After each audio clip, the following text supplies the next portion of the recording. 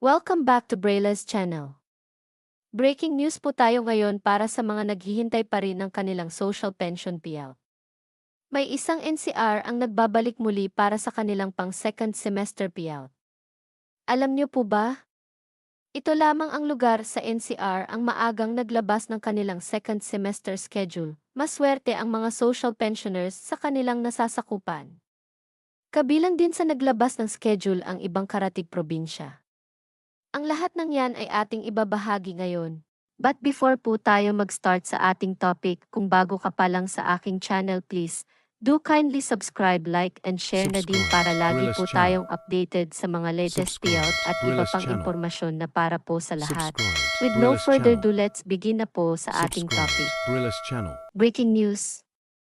NCR Region at ibang karatig probinsya naglabas na ng social pension payout updates as of August 19, year 2024. Buong detalye alamin. Narito na po ang latest payout updates as of this date.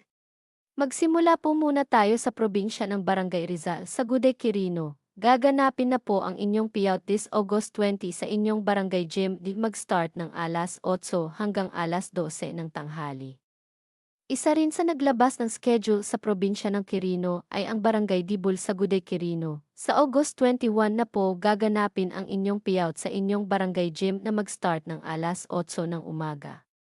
Ang sumunod na naglabas ng schedule ay sa probinsya ng Barangay San Juan, Iloilo.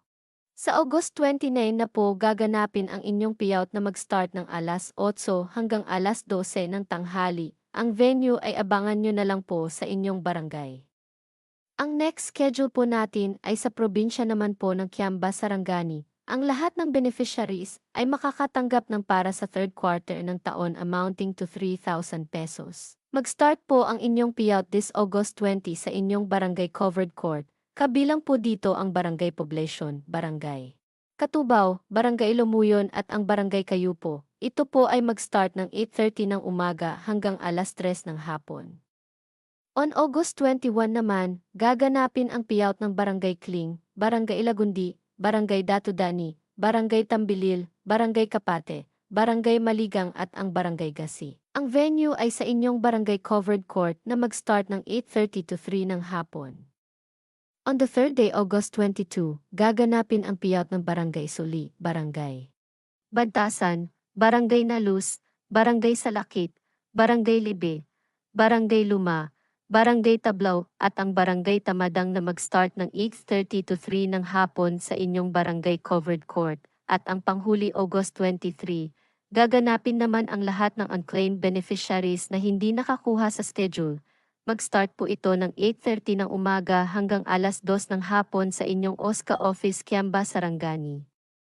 At ang panghuli po natin na naglabas ng kanilang payout schedule ay National Capital Region na po. At ito ay sa lungsod ng Pasig City.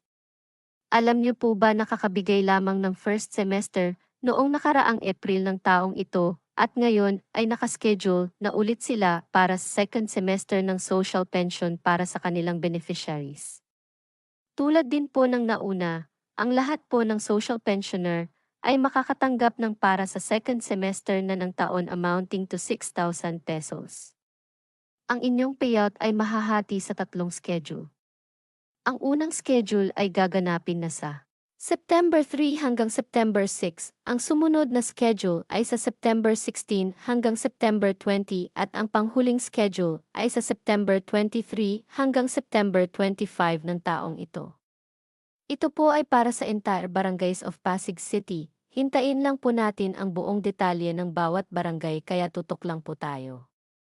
Samantala, ang Barangay de la Paz at Barangay Santolan ay nakaschedule na sa Dream Homes Covered Court na mag-start ng 9 to 3 ng hapon.